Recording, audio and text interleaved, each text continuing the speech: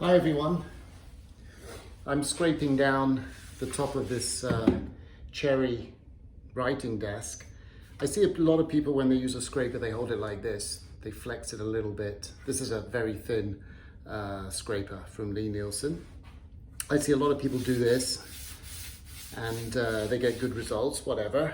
But the sweep, when you do that, is about 12 to 24 inches, depending on how far you want to go. I always hold it like this, and I get a much bigger sweep. You know, these are big shavings here, and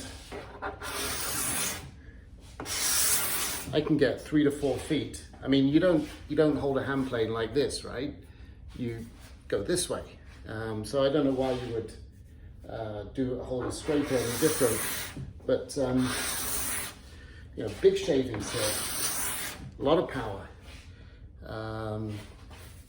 You know, these are tremendously large shavings from sweep. So much more efficient, I find, to sweep this way. Hold the scraper like this, okay, and you know.